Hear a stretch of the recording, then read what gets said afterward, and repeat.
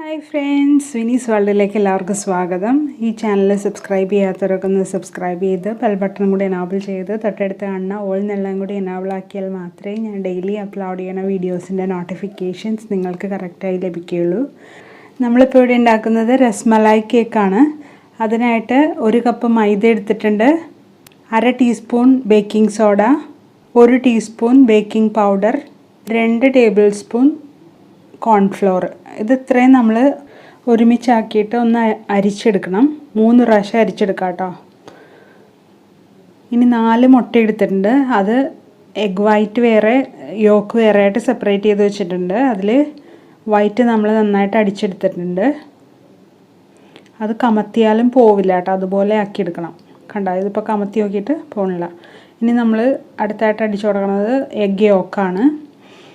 അതൊന്ന് ജസ്റ്റ് ഒന്ന് അടിച്ചിട്ട് അതിലേക്ക് നമ്മൾ പഞ്ചസാര ചേർത്ത് കൊടുക്കണം. ആ പഞ്ചസാര 1/2 കപ്പാണ് എടുത്തേക്കണത്. 1/2 കപ്പ് പഞ്ചസാര എടുത്ത് പൊടിക്കുമ്പോൾ 3/4 കപ്പ് പഞ്ചസാരയാവും.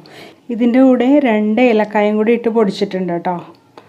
1/2 കപ്പ് പഞ്ചസാര എന്ന് പറയുന്നത് നമ്മൾ അളന്ന് നോക്കിയപ്പോൾ അത് 135 ഗ്രാം പഞ്ചസാര ഉണ്ട് കേട്ടോ. ഇനി ഇത് 2-3 പ്രാവശ്യമായിട്ട് ഇട്ട് കൊടുത്തിട്ട് നന്നായിട്ട് മിക്സ് ചെയ്തെടുക്കാം കേട്ടോ. പഞ്ചസാരയുടെ തരിയൊന്നും ഇല്ലാതെ നല്ല ക്രീമി ആവണ വരെ അടിച്ചെടുക്കണം. ഈ പഞ്ചസാര മുഴുവൻ അടിച്ച് കഴിയുമ്പോൾ നല്ല ക്രീമി ആയിട്ട് വരുമ്പോൾ ഇതിൻ്റെ സൈസ് തന്നെ ഡബിളായി വന്നിട്ടുണ്ടാവും. ഇനി നമ്മളിതിലേക്ക് ഒഴിച്ചു കൊടുക്കുന്നത് 1/2 ടീസ്പൂൺ വാനില എസൻസ് ആണ്. നമ്മൾ ഏലക്ക ഇടുന്നതുകൊണ്ടാണ് കുറച്ച് വാനില എസൻസ് ഒഴിച്ചു കൊടുക്കുന്നത്. ഇനി വീണ്ടും നന്നായിട്ട് മിക്സ് ചെയ്ത് കൊടുക്കാം കേട്ടോ.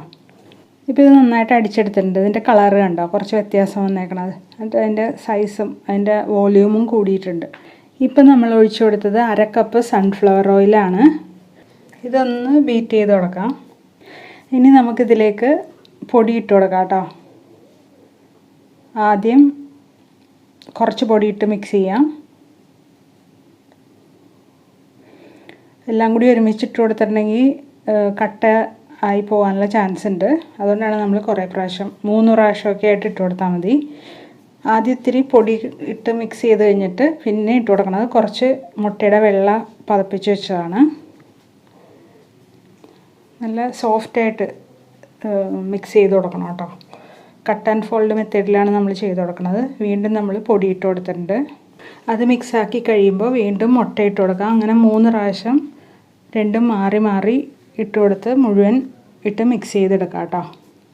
ഈ സമയം നമ്മൾ ഏത് പാത്രത്തിലാണോ ഉണ്ടാക്കണത് ആ പാത്രം ചൂടാക്കാൻ വെക്കണേ. ഓവനിലാണെങ്കിൽ ഓവനൊന്ന് ചൂടാക്കാൻ വെക്കണം കേട്ടോ. മീൻസ് പ്രീ ഹീറ്റ് ചെയ്യാൻ വെക്കണം 10 മിനിറ്റ് 150 ഡിഗ്രിയിൽ. ഇനി ഇതിലേക്ക് നമ്മൾ 1 ടേബിൾ സ്പൂൺ പാലും കൂടി ഒഴിച്ചു കൊടുക്കുന്നുണ്ട് കേട്ടോ. ഈ പാൽ ഒഴിച്ചു കൊടുക്കുമ്പോൾ ഈ ബാറ്ററൊന്ന് കൺസിസ്റ്റൻസി അഡ്ജസ്റ്റഡ് ആവും. പിന്നെ നല്ല സോഫ്റ്റായിട്ട് വരും കേക്ക്. നന്നായിട്ട് മിക്സ് ചെയ്ത് കൊടുത്തതിന് ശേഷം 1 ടീസ്പൂൺ വിനാഗിരി കൂടി ഒഴിച്ചു കൊടുക്കുന്നുണ്ട്. എന്നിട്ട് വീണ്ടും കട്ട് ആൻഡ് ഫോൾഡ് മെത്തേഡിൽ തന്നെ മിക്സ് ചെയ്ത് കൊടുക്കാം. ഇതൊഴിക്കുന്നത് കേക്ക് സോഫ്റ്റായി വരാൻ വേണ്ടി തന്നെയാണ്.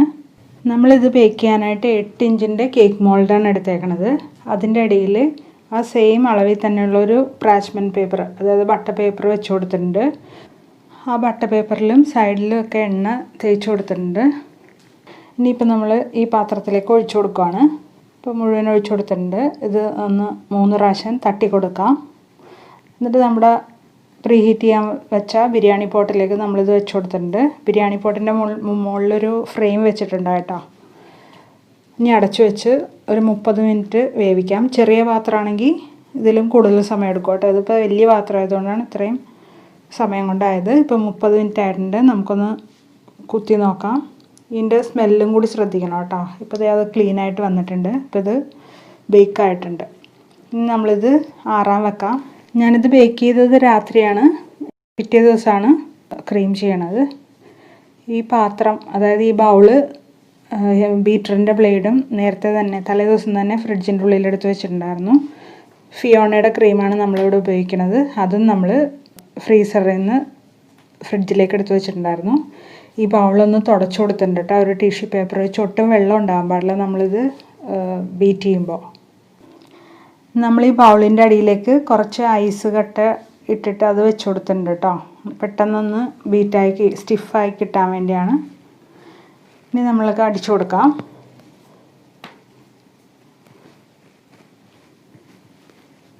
ഇപ്പോൾ നന്നായിട്ട് പൊങ്ങി വന്നിട്ടുണ്ട്.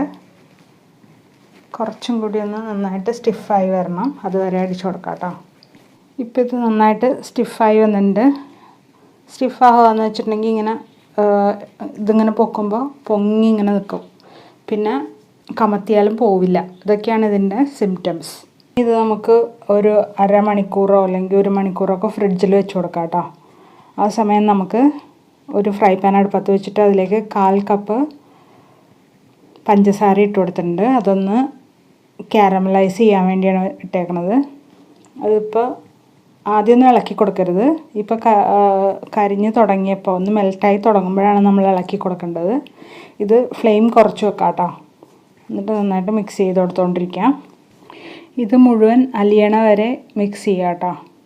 ഇതിൻ്റെ കളറൊന്ന് നന്നായിട്ട് വ്യത്യാസപ്പെട്ട് വരണ വരെ മിക്സ് ചെയ്തിട്ട് ഫ്ലെയിം ഓഫ് ചെയ്യാം. ഇതിൻ്റെ ചൂട് കുറച്ചൊന്ന് ആറി വരുമ്പോൾ ഒരു കൈലിൻ്റെ മീതയിലേക്ക് നമുക്ക് ഇതുപോലെ ഇട്ട് കൊടുക്കാം.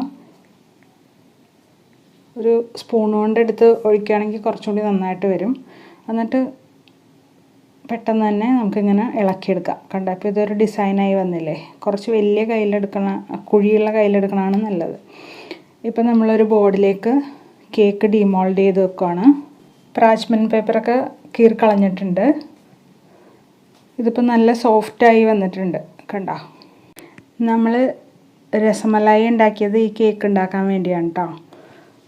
അപ്പോൾ ഷുഗർ സിറപ്പിന് പകരം ആ രസമലായിയുടെ ആ റബഡി ഉണ്ടല്ലോ, അതാണ് ഉപയോഗിക്കുന്നത്. ആ വെള്ളമാണ് ഉപയോഗിക്കുന്നത്, മഞ്ഞ കളറിലുള്ള. ഇപ്പോൾ നമ്മൾ ഈ കേക്കൊന്ന് മുറിച്ച് കൊടുക്കുന്നുണ്ട്. ഞാനിപ്പോൾ കത്തി വെച്ച് തന്നെയാണ് മുറിക്കുന്നത്. 3 ലെയേഴ്സായിട്ട് മുറിച്ച് കൊടുക്കാം. ഇതിന് മുമ്പ് ഞാൻ ട്വൈൻ വെച്ച് കാണിച്ചിട്ടുണ്ട്. അപ്പോൾ ബിഗിനേഴ്സിനൊക്കെ ആണെങ്കിൽ അത് അങ്ങനെ ചെയ്യാം കേട്ടോ. ഒന്ന് വരഞ്ഞു കൊടുത്തിട്ട് അതിൻ്റെ ഇടയിൽ കൂടി ട്വൈൻ കയറ്റിയിട്ട് വലിച്ചു കൊടുത്താൽ മതി. അപ്പോൾ പെട്ടെന്ന് മുറിഞ്ഞ് കിട്ടും. മുറിക്കുമ്പോഴും വരഞ്ഞു കൊടുക്കുമ്പോഴും ഒക്കെ മുകളിലിങ്ങനെ കൈ പിടിച്ചിട്ടുണ്ടാവണം കേട്ടോ, അല്ലെങ്കിൽ ഇത് പൊടിഞ്ഞു പോകും. നല്ല സോഫ്റ്റ് ആയിട്ടുള്ള കേക്കാണല്ലോ. ഇപ്പോൾ 3 ലെയേഴ്സായിട്ട് കട്ട് എടുത്തിട്ടുണ്ട് കേട്ടോ. ഇനി പൊടിയൊക്കെ നമുക്കൊന്ന് തട്ടിക്കളയാം. ഇനി നമ്മൾ ആ ബോർഡിൽ ഏറ്റവും ആദ്യം കുറച്ച് ക്രീം വെച്ച് കൊടുക്കാം കേട്ടോ. കേക്ക് ബോഡിയിൽ നിന്ന് മാറിപ്പോവാതിരിക്കാൻ വേണ്ടിയാണ് അങ്ങനെ ചെയ്യണത്. എന്നിട്ട് മിഡിൽ ലെയറാണ് നമ്മൾ ആദ്യം വെച്ച് കൊടുക്കണം കേട്ടോ. അതായത് കേക്കൊന്ന് നല്ല സെറ്റായിട്ടിരിക്കാൻ വേണ്ടിയാണ് നമ്മൾ മിഡിൽ ലെയർ വെച്ച് കൊടുക്കുന്നത്. ഇനി ഇതിൻ്റെ മുകളിലേക്ക് ആ റബഡി ഒഴിച്ച് കൊടുക്കാം. നന്നായിട്ട് സോക്ക് ചെയ്ത് കൊടുക്കാം കേട്ടോ. രസ്മലായിയുടെ റെസിപ്പി ഞാൻ മുകളിൽ ഐ ബട്ടണിൽ ഇട്ടേക്കാം കേട്ടോ. ഡിസ്ക്രിപ്ഷനിൽ ലിങ്കും കൊടുത്തേക്കാം. ഇപ്പോൾ നമ്മൾ ഇത് ഒഴിച്ച് കൊടുത്തിട്ട് ആ ബദാമൊക്കെ ഉണ്ടെങ്കിൽ അതൊന്ന് മാറ്റി കൊടുക്കണം കേട്ടോ. രസ്മലായി ഒന്ന് ചെറുതാക്കി മുറിച്ചെടുത്തിട്ടുണ്ട്. നമുക്കിതിൻ്റെ മുകളിൽ ക്രീം വെച്ച് കൊടുക്കേണ്ടതാണ്, അതുകൊണ്ടാണ് ബദാം ഒന്ന് മാറ്റണം കേട്ടോ. ഈ റബഡിക്ക് നല്ല ടേസ്റ്റാട്ടോ. ഭയങ്കര ഒരു എന്തോ പ്രത്യേകതയുള്ളൊരു ടേസ്റ്റാണ്. പായസമൊക്കെ കഴിക്കുന്ന പോലെ എന്തോ പ്രത്യേകതയുണ്ട്. ഏലക്ക ഇട്ട് കൊടുത്തേക്കണോണ്ടായിരിക്കട്ടെ ചിലപ്പോൾ അങ്ങനെ തോന്നുന്നത്. ഇനി ഇതിലേക്ക് ക്രീം തേച്ച് കൊടുക്കാം കേട്ടോ. ആദ്യം കുറച്ച് ക്രീം ഇങ്ങനെ വെച്ച് കൊടുത്തിട്ട് തേച്ച് പിടിപ്പിക്കുക അതിന്മേൽ. ഇനി ഇതിൻ്റെ മുകളിലേക്ക് രസ്മലായി ചെറിയ ചെറിയ കഷ്ണങ്ങളാക്കിയിട്ട് അത് ഇടക്കിടക്ക് വെച്ച് കൊടുക്കാം കേട്ടോ. കൂടുതലായി പോകണ്ട, കുറച്ച് മതി.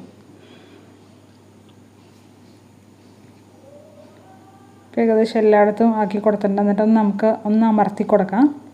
അല്ലെങ്കിൽ അതിൻ്റെ മീതെ കുറച്ച് ക്രീം വെച്ച് കൊടുത്താലും മതി. പിന്നെ കുറച്ച് ബദാമൊക്കെ അതിലുണ്ടല്ലോ, ആ റബഡിയിൽ തന്നെ കിടപ്പുണ്ടല്ലോ, അതൊക്കെ എടുത്ത് ഞാൻ ഇതിലേക്ക് ഇട്ട് കൊടുക്കുന്നുണ്ട് കേട്ടോ. ബദാമും പിസ്തയും രണ്ടും ഇട്ട് കൊടുക്കുന്നുണ്ട്. ഇടക്കിടക്ക് ഇതൊക്കെ ഒന്ന് കടിക്കുമ്പോൾ ഒരു ടേസ്റ്റി ആയിരിക്കും. ഇനി അടുത്ത ലെയറിൽ നമ്മൾ ആ റബഡി ഒഴിച്ച് സോക്ക് ചെയ്യുന്നുണ്ട്. അതിൻ്റെ 2 സൈഡിലും ഒഴിച്ച് കൊടുക്കാം കേട്ടോ. നമ്മൾ ഏറ്റവും മുകളിലുള്ള പീസാണ് മിഡിലായിട്ട് വെക്കണത്. അതിൻ്റെ മുകളിൽ നിന്ന് ഞാൻ മുറിച്ചൊന്നും കളഞ്ഞിട്ടില്ല. നിങ്ങൾക്ക് വേണമെന്നുണ്ടെങ്കിൽ മുറിച്ച് കളയാം. കാരണം അത് ഭയങ്കര കട്ടിയായിട്ടൊന്നും വന്നിട്ടില്ല, നല്ല സോഫ്റ്റായിട്ട് തന്നെ ഇരിക്കണേ. അപ്പോൾ 2 സൈഡിൽ നിന്നും സിറപ്പ് ഒഴിച്ച് സോക്ക് ചെയ്ത് കൊടുത്താൽ മതി. അപ്പോൾ അത് നല്ല സോഫ്റ്റായി വന്നോളും. ഇപ്പോൾ ഒരു സൈഡ് മുഴുവൻ സോക്ക് ചെയ്തിട്ടുണ്ട്. ഇനി നമുക്ക് തിരിച്ച് വെച്ച് കൊടുക്കാം. ഇനി ഈ ഭാഗവും നമുക്ക് സോക്ക് ചെയ്ത് കൊടുക്കാം. ഇത് കേക്കിൻ്റെ മുകൾ ഭാഗമാണ്, അപ്പോൾ ഇത് നന്നായിട്ട് സോക്ക് ചെയ്യണം കേട്ടോ. ഇപ്പോൾ ഇത് നന്നായിട്ട് സോക്ക് ചെയ്ത് വെച്ച് കൊടുത്തിട്ടുണ്ട്. അതിലേക്ക് നമ്മൾ ക്രീം വെച്ച് കൊടുക്കുകയാണ്. എന്നിട്ട് അതൊന്ന് തേച്ച് കൊടുക്കാം. ഇപ്പോൾ ഈ ലെയറിൻ്റെ എല്ലാ ഭാഗത്തും ക്രീം അപ്ലൈ ചെയ്ത് കൊടുത്തിട്ടുണ്ട്. അതിലേക്ക് രസ്മലായിയുടെ പീസസ് ഇട്ട് കൊടുക്കുകയാണ്. ബദാമിൻ്റെയും പിസ്തയുടെയും അതിൽ കിടക്കണതും കൂടി എടുത്തിട്ട് കൊടുക്കാം. റബഡിയിൽ കിടക്കുന്ന പീസസും കൂടി എടുത്തിട്ട് കൊടുക്കാം. ഇനി അടുത്ത ലെയറും റബഡിയിൽ സോക്ക് ചെയ്യാം. ഒരു സൈഡ് നന്നായി സോക്ക് ചെയ്തിട്ട് അത് വെച്ച് കൊടുത്തിട്ട് അപ്പുറത്തെ സൈഡും സോക്ക് ചെയ്തെടുക്കാം. എന്നിട്ട് അതിൽ നമുക്ക് ക്രീം തേച്ച് കൊടുക്കാം. ഫുള്ളായിട്ട് കവർ ചെയ്ത് കൊടുക്കാം കേട്ടോ. സൈഡിലൊക്കെ കവർ ചെയ്ത് കൊടുക്കാം കേട്ടോ. ഇപ്പോൾ ഫുൾ ഭാഗം കവർ ചെയ്ത് കൊടുത്തിട്ടുണ്ട്. നമുക്ക് വേണമെന്നുണ്ടെങ്കിൽ ഇത് ഫ്രിഡ്ജിൻ്റെ ഉള്ളിൽ കുറച്ച് നേരം വെച്ച് കൊടുക്കാം കേട്ടോ. ഈ സമയത്ത് ഞാനിപ്പോൾ ക്രം കോട്ടൊന്നും കൊടുക്കാതെ കവർ ചെയ്തെടുക്കുകയാണ് ചെയ്തത്. നിങ്ങൾക്ക് വേണമെന്നുണ്ടെങ്കിൽ ആദ്യം ചെറിയ നൈസായിട്ടൊന്ന് ക്രം കോട്ട് കൊടുത്തിട്ട് ഫ്രിഡ്ജിൽ വെച്ച് സെറ്റാക്കിയിട്ട് പിന്നെ എടുത്തിട്ട് വീണ്ടും ക്രീം തേച്ച് കൊടുക്കാം കേട്ടോ. ഈ കേക്കിൻ്റെ മുകൾ ഭാഗത്തും അടിഭാഗത്തും പിന്നെ നടുക്കും ഒരു ബോർഡർ വരച്ചു കൊടുത്തിട്ടുണ്ട്. സൈഡിൽ ഞാനിങ്ങനെ പൂ പോലെ കുത്തി കൊടുക്കുക ചെയ്ത് സ്റ്റാർ നോസിലിൻ്റെ ക്ലോസ്ഡ് നോസിലാണ് ഞാൻ എടുത്തത്. പൈപ്പിംഗ് ബാഗിൽ കുറച്ച് മഞ്ഞ കളർ തേച്ച് കൊടുത്തിരുന്നു. അതാണ് ആ മഞ്ഞ ബോർഡർ, മഞ്ഞ ഒരു ഷെയ്ഡ് വന്നേക്കണത്. പിന്നെ സൈഡിലൊക്കെ ഞാൻ അതുകൊണ്ട് ഒന്ന് കുത്തി കൊടുക്കുകയാണ് ചെയ്തത്. നടുക്കും അങ്ങനെ കുത്തി കൊടുത്തിട്ടുണ്ട്. ഒരു സ്ക്രേപ്പർ വെച്ച് ഒന്ന് വരഞ്ഞു കൊടുത്തിട്ടുണ്ട്. പിന്നെ രണ്ട് ബോർഡറിൻ്റെ ഇടയിൽ പിസ്ത വെച്ചിട്ടൊന്ന് ഗാർണിഷ് ചെയ്തിട്ടുണ്ട് കേട്ടോ. കണ്ടോ? പിന്നെ മുകളിൽ നമ്മൾ ഉണ്ടാക്കിയ കാരമലിൻ്റെ ബൗൾ വെച്ച് കൊടുത്തിട്ടുണ്ട്. ആൽമണ്ട്സും പിസ്തയും വെച്ച് കൊടുത്തിട്ടുണ്ട്. പിന്നെ നമ്മുടെ മെയിൻ ഐറ്റമായ രസ്മലായി അതും വെച്ച് കൊടുത്തിട്ടുണ്ട് കേട്ടോ. നിങ്ങൾക്ക് വേണമെന്നുണ്ടെങ്കിൽ അതൊന്ന് ഷേപ്പ് ചെയ്തിട്ട് വെക്കാം കേട്ടോ. മുറിച്ച് ഒരു അടപ്പ് കൊണ്ട് വല്ലതും മുറിച്ചിട്ട് വെക്കാം കേട്ടോ. ഞാനത് മുറിക്കാൻ മറന്നുപോയി. ഇപ്പോൾ ഇത് വളരെ ടേസ്റ്റി ആയിട്ടുള്ള കേക്കാണ്. എല്ലാവരും ഇത് ട്രൈ ചെയ്ത് നോക്കണം കേട്ടോ. ഞാനിത് കാണിക്കാഞ്ഞത് വീഡിയോ ലെങ്തി ആയി പോണതുകൊണ്ടാണ്. ഇതെല്ലാവർക്കും ഇഷ്ടമായി എന്ന് വിചാരിക്കണം. ഇഷ്ടമെങ്കിൽ ലൈക്ക് ചെയ്യാനും കമൻറ്റ് ചെയ്യാനും ഷെയർ ചെയ്യാനും മറക്കല്ലേ. സബ്സ്ക്രൈബ് ചെയ്ത് ബെൽ ബട്ടൺ കൂടി എനാബിൾ ചെയ്യണേ. Thanks for watching.